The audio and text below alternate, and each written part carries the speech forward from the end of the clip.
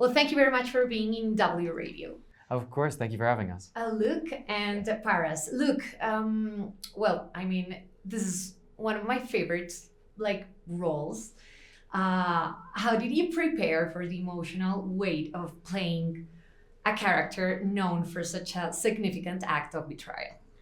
I kept it very simple and focused on making him as human as possible, which wasn't hard with the scripts that we were given and the future that I foresaw for this character. Everything is so personal and intimate with him. We've been given so much time over countless seasons, now 3 full seasons with this character, to see what he cares about, what he's loyal to, where his weaknesses lie, what he's afraid of.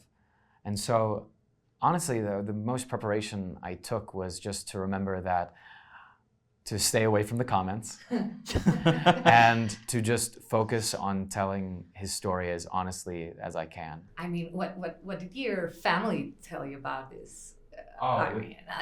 Your Judas. Yeah, my mom laughed it off for a second. I've always been a bit of a black sheep, a bit of a bad boy. So they weren't too surprised, but they were very excited. My uncle and my mom were very quick to remind me of that.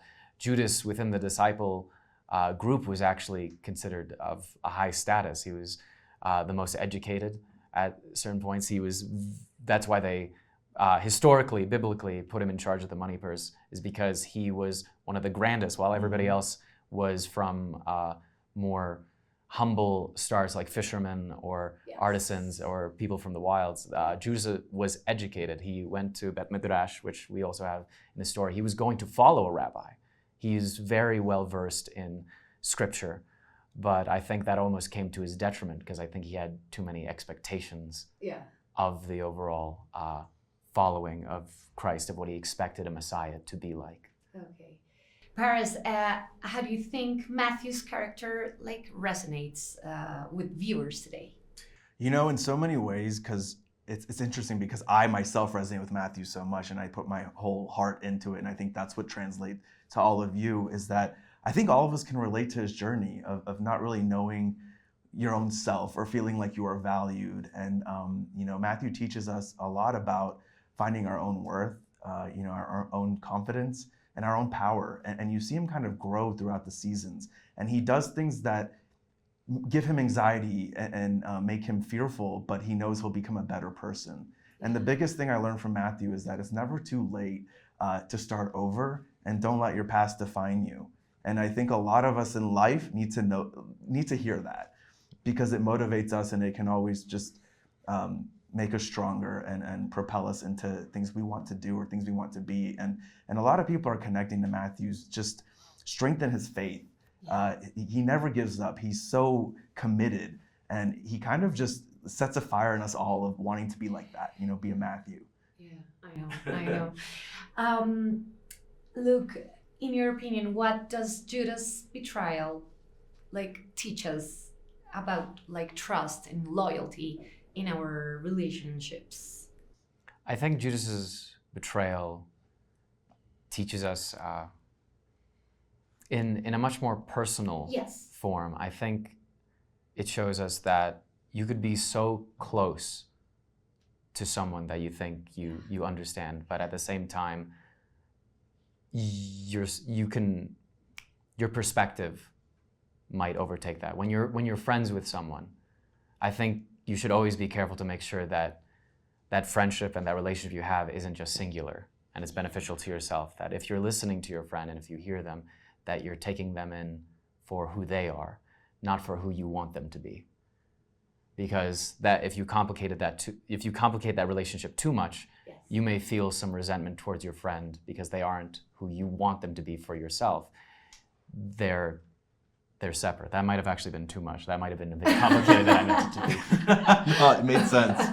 Made perfect Judas sense. Yeah. Great. Oh, perfect Judas sense. Paras, how did you maintain your role until the 5th season of The Chosen? It's interesting because this is the first season where Matthew kind of takes the focus on himself and his own journey because of what he's observing and witnessing and seeing things in his teacher and his rabbi that are kind of what we youngsters say, out of pocket. And saying, and he's just trying to process it all, because this is someone who he loves so much, and he's proclaiming things, flipping tables, doing things that he's never seen before. And it's just, with Matthew, it's kind of like, and so he's just really observing everything and soaking it all up like a sponge, but writing every detail down, because he knows this is something he needs to remember for everyone to remember. Yeah. So my time is up. Please send a message to all the Colombians that are listening, and please just invite this whole audience to watch the series. Yeah, of course. Please. In the camera or to you? I mean, the camera. It's okay. Yeah. Hola, Colombia. Hola, Colombia! Please go see The Chosen Season 5, The Last Supper, in theaters now. It is beautifully told. It's gonna really touch you, break you, rebuild you. Stick with us. We are there with you. We love you all. Thank you so much for bringing us out here and getting to where we're at, releasing in theaters. And that's all because of you and your It's all love thanks to you. for support. And so just watch it in cinemas. You don't want to miss the first few minutes, so please get there on time. Yes. With popcorn and Kleenex tissues. And Preferably in both you're hands. really gonna love it. And just take it all in. Yeah. Thank you very much, guys.